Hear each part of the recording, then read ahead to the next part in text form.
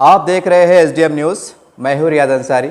इस वक्त मैं महाराष्ट्र के ऐतिहासिक शहर औरंगाबाद से बात कर रहा हूं और आज सुबह के मैंने अखबार देखा हूं, खासकर उर्दू अखबार जिसमें औरंगाबाद टाइम्स भी है जो औरंगाबाद से शाया होता है, एक बड़ा अखबार माना जाता है।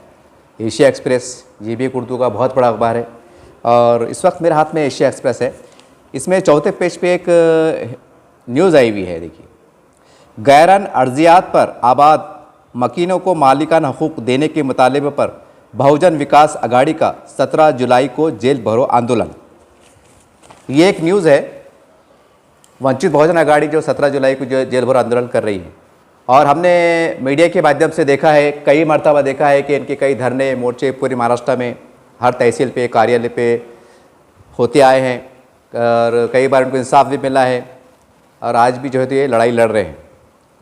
अगर बारीकी से इनकी डिमांड पर गौर किया जाए तो इनका डिमांड ये है कि कई सालों से जो सरकारी ज़मीन पे जो आबाद लोग हैं, आदिवासी है, हमारे दलित समाज के समान लोग हैं, पिछड़े जाति के लोग हैं, जो कई सालों से सरकारी ज़मीन का उपयोग कर रहे हैं, वहाँ पर खेती बाड़ी कर रहे हैं या घर बना के रह रहे हैं, तो उनको 7/12 पर उनका नाम लिया जाए, उनको मालिकाना हकूक़ दिया जाए। इसकी एक लड़ाई लड़ रहे हैं। तो जब मैं पढ़ रहा था तो मुझे खुशी भी थी कि चलो गरीब लोग भी आवाज़ उठा रहे हैं, उनके नेता आवाज़ उठा रहे हैं, अच्छी बात है।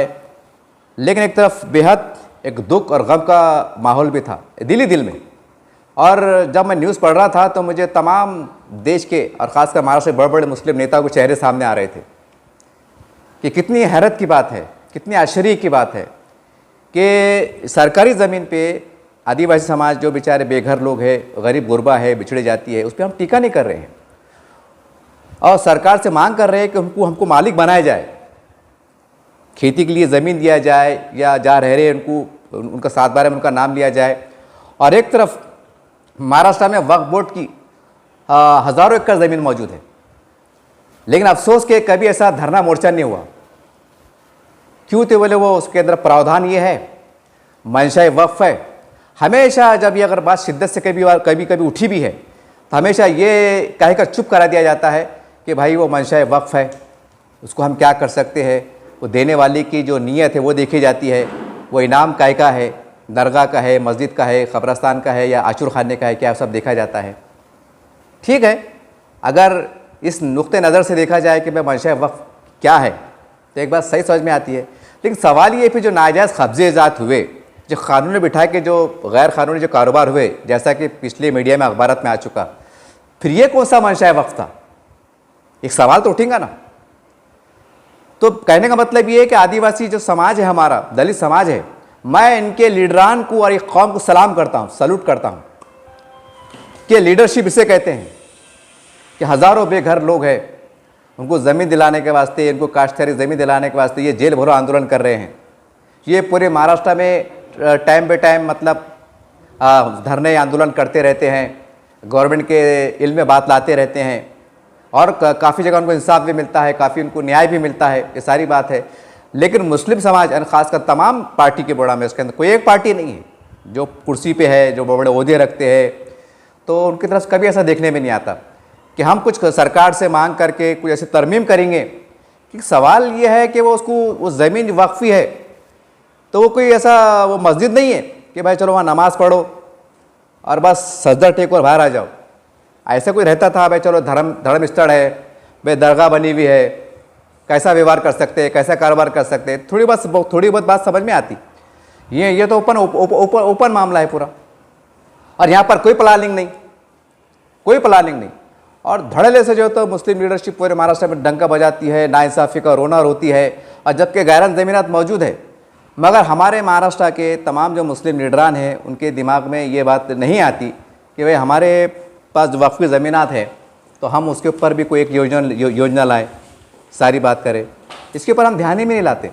तो हमारे से अच्छे तो वो लोग अच्छे हैं जो दलित समाज के, जो जैसा अखबारत में आज आया है कि गैरन ज़मीन के ऊपर जो है तो उनको मालिकाना हक़ दिया जाए। तो ये मुसलमानों से लाख पट के लीडर अच्छे हैं। जो सरकारी ज़मीन है, एक बात नोट करने की यहाँ कि कोई वक्फ, उनका पास कोई वक्फ नहीं है ऐसा कि भाई ये बुद्धिस्टों का वक्फ है, दलित समाज का कोई वक्फ है या उनका कोई ऐसा इनाम मिला हुआ है, ऐसा कोई मसला नहीं है। बल्कि सरकारी ज़मीन है, सरकारी यार ये वहाँ पर जाके मतलब कारोबार कर रहे हैं, जो भी पुराने कई सालों साल कर रहे हैं, ठीक है, गरीब है, वंचित है, अपनी बात सही है, लेकिन ये उसके ऊपर कह रहे हैं कि हमको उसका मालिक बनाया जाए। और यहाँ वक्फ बोर्ड की हज़ारों एकड़ ज़मीन पड़ी हुई है, और जो खालिसन कोई ना कोई शक्ल में, चाहे दरगाह का इनाम हो, मस्जिद का इनाम हो, या कब्रस्तान का हो, जैसा भी है, या मस्जिद का हो, ये कहने का मुसलमानों के अंडर में आती है, उसके जो है तो उसके इतने बुरे हाल। और औरंगाबाद की अगर बात करें तो कई मुसलमान बेघर है, कई 60% के ऊपर बेघर है, उसके ऊपर कोई पुरसानी हाल नहीं है, कोई पुरसानी हाल नहीं, जबकि ज़मीनात भी मौजूद है। देखिए, ये होती है लीडरशिप कि दलित समाज सरकारी ज़मीन के ऊपर दावा बता रहा है, कानून कायदे में बिठा के बात कर रहा है, और हमारे पास ज़मीन पड़ी हुई है और मुसलमान बेबस है। सिर्फ अरे अक्सर ही देखने में आया है कि मुसलमानों की लीडरशिप जो है तो आमतौर से इलेक्शन के मौके पर अपनी पूरी ताकत का जलवा बताती है, धुएंधार भाषण होते हैं और आरोप लगते हैं, सारी बात होती है, ऐसा लगता है उस टाइम, ऐसा लगता है कि ये ऐसे ताकतवर लीडर है कि एक बार चुन के आ जाएंगे तो मुसलमानों का पूरा कल्याण हो जाएगा, ऐसा माहौल क्रिएट होता है। और जब जीत के आ जाते हैं, कुर्सी पे बैठ जाते हैं, सरकार में चले जाते हैं, तो सब भूल जाते हैं। और इसके परिणाम भी है, इसके सबूत भी है। अगर हम थोड़ा विश्लेषण करें, पूरा पीछे देखें तो इसका जिम्मेदार कौन है? फिर क्या हक बनता मुसलमानों के लीडरान को? क्या हक पहुंचता? शिवसेना को बुरा बोलते, भाजपा को बुरा बोलते, आरएसएस को बुरा बोलते, सरकार को बुरा बोलते। क्यों बुरा बोलते? जैसा कानून कायदे दलित समाज से बौद्ध समाज के वास्ते है और वो लड़ाई लड़ रहे हैं, तो क्या तुम लड़ाई नहीं लड़ सकते? ये बेघर लोगों के वास्ते इंसाफ, अपनी कौम को, समाज को इंसाफ दिलाने के वास्ते जेल भरो आंदोलन कर रहे हैं, तो मुस्लिम लीडर क्यों नहीं कर सकते? लोकशाही माध्यम से क्यों नहीं कर सकते? सिर्फ जज्बाती इश्यूज, सिर्फ मजहबी मामलात के अंदर रोड पे आ जाना, मुल्क के अंदर फैलना, तकरीर करना, मस्जिदों के अंदर बयानात होना, मैं ये नहीं कह रहा हूँ कि आप ये गलत बात है, लेकिन सवाल ये है कि फिर हमारे जो मसाइल है, मतलब मुसलमानों के जो मसाइल, उसके ऊपर कौन आवाज़ उठाएगा? क्या खाली बस ये कि भाई तुमको एक आधार कार्ड है या तुम्हारे पास इलेक्शन कार्ड है और फिरो, गुर्बत में फिरो, भीख मांगते फिरो, चोरा करते फिरो, पढ़ो लिखो मत करो, कोई पुरसा न्याल नहीं। तुम्हारे पास आधार कार्ड है, तुम यहाँ के नागरिक है, बस जियो, वही बात हो रही ना। रहने को घर नहीं, कारोबार नहीं, लोन नहीं, ज़्यादा नौकरी की व्यवस्था नहीं, लीडरशिप का दबदबा नहीं, तो फिर क्या है हमारा हाल? क्या है हमारा हाल? और ये आंकड़े मौजूद है, ऐसा नहीं कि मैं अपने दिल से कह रहा हूँ, ये आंकड़े मौजूद हैं। तो मैं ये आज का वीडियो बनाने का सिर्फ एक ही मकसद था मेरा कि मुस्लिम समाज को और मुस्लिम लीडरान को, दलित समाज के लीडरान हैं, उनसे बहुत गहरा सबक सीखने की जरूरत है कि अपने समाज के लिए वो क्या करते होंगे, किससे साड़गांठ करते होंगे ऊपर, वो छोड़ दीजिए। लेकिन ये कड़वा सच है कि अपने कौम को, अपने को इंसाफ दिलाने के रोड पे आते हैं और इंसाफ दिला के रहते हैं, और हमारे पास वो व्यवस्था ही नहीं है। और हमारे पास ज़मीन भी है, कोई लीडर पूरे महाराष्ट्र के बोलने को सरकार को तैयार नहीं है कि आपके हमारे वक्फ की ज़मीनात के ऊपर कई सरकारी क्वार्टर बने हुए हैं, कई सरकारी कार्यालय बने हुए हैं, करोड़ों अरबों रुपए की ज़मीन है, क्या उसके बदले में आप सरकारी ज़मीन से वो नहीं कर सकते, मांग नहीं सकते? औरंगाबाद में देखो आप, कलेक्टर ऑफिस है, ये सुबेदारी गेस्ट हाउस है और कई कार्यालय मौजूद है। अगर इनका आज का विश्लेषण करें, अगर वैल्यूएशन निकालो, करोड़ों रुपए का है। और वही करोड़ों रुपए में अगर आप गायरन जमीन पे चले जाते हैं तो कम से कम आपको 1000-2000 एकड़ जमीन मिल जाएंगी। कोई दिमाग नहीं लड़ा रहे, कोई सरकार से बात नहीं कर रहे, बस एक ही बात बोले कि भाई कायदे में नहीं है, कानून में नहीं है, वो मंशा वक्फ में नहीं है, वो ऐसा नहीं है। मतलब एक गैर कानूनी तरीके से कायदे में बिठा के वो सब चल रहा है, वो जायज़ है। अच्छा, मुसलमान मांग रहा है तो वो जायज़ नहीं है, ये तो कोई बात ही नहीं है। बहरहाल मैं तमाम मुस्लिम समाज को भी कहना चाहता हूँ कि आप भी जागिए। अब तो व्हाट्सअप फेसबुक का ज़माना है, अब आप बिल्कुल आसानी से 2 लाइन लिख सकते हैं, आप पढ़े लिखे हैं, कम से कम उसका इस्तेमाल तो करो। जिसको भी आप नेता मानते हैं, मैं ये नहीं कह रहा हूँ कि इसकी तमाम पार्टी के लोग, जिसको भी आप बड़ा मानते हैं, उसके नाम से लिखो ना भाई कि फला फला साहब ये क्या चल रहा है, हमारे लिए कब आप लड़ेंगे, कब लड़ेंगे आप? लिखो ना आप लिखेंगे तो उनको लगेगा कि आप जिंदा है, नहीं तो वो बोलेंगे यार अच्छा है, सब सो रहे, सोने दो। और पहले मुसलमानों के बारे में बदनाम किया जाता है कि मुझे मुर्दा कौम है, ये ऐसा कहा जाता है, ऐसा आरोप लगते हैं।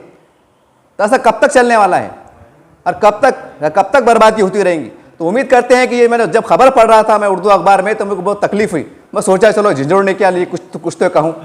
और आज हमारे पास देखे जा रहे हैं कि ऐसे ऐसे इश्यूज़ पे हम जो है तो धरने मोर्चे में चले जा रहे हैं, ऐसे ऐसे इश्यूज़ को हम हाईलाइट कर रहे हैं जिससे मुस्लिम समाज को कोई फायदा होने वाला नहीं है। ये अखबारात में आप देख रहे हैं, कोई फायदा नहीं है। कम से कम आखिरी दर्जे पे मुसलमान अपने मुसलमान लीडर से तवक्कुर रखता है, एक आस रखता है कि चलो ये तो हमारे मसीहा है, ये तो हमारा कोई काम करेंगे। एक उनसे शिकायत रहती है कि चलो नहीं सुनते हमारी, सारी बात है, एक पॉलिसी है, जात पात के आरोप लगते हैं, सारी बात है। लेकिन कोई भी पार्टी का मुसलमान लीडर हो, एक मुसलमान को आस रहती है कि चलो ये बंदा संसद में जाके बोलो, विधानसभा में जाके बोलो, महानगर पालिका में जाके बोलो, जिला परिषद जाके बोलो, हमारी आवाज़ उठाएगा, हमको इंसाफ दिलाएगा।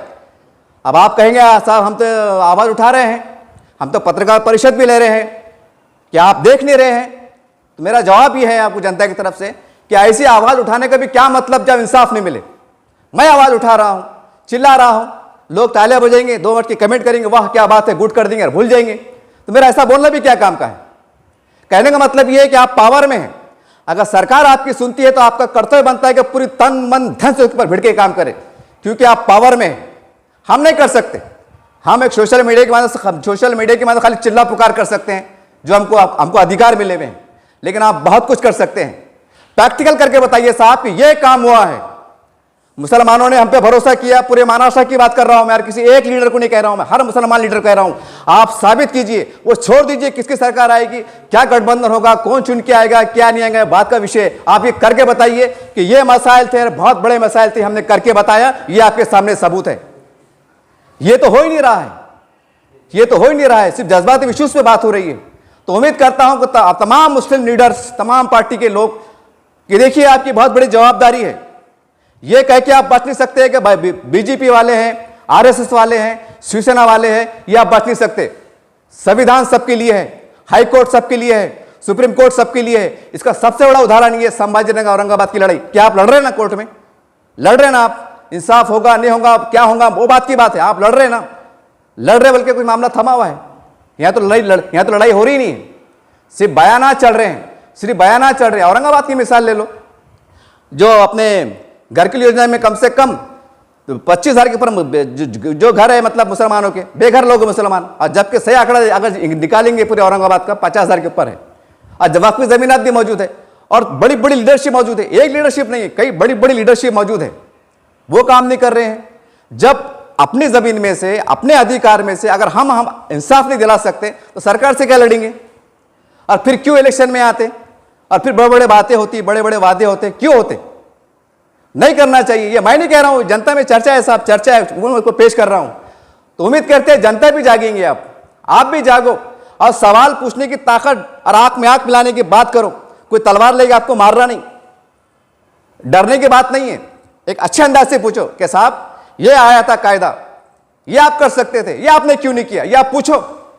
ये आपको मार रहे नहीं, कुछ गाले नहीं दे रहे कि आप झगड़े हो जा रहे, ऐसा नहीं, आप पूछो, आपका अधिकार है, ये आपका हक है।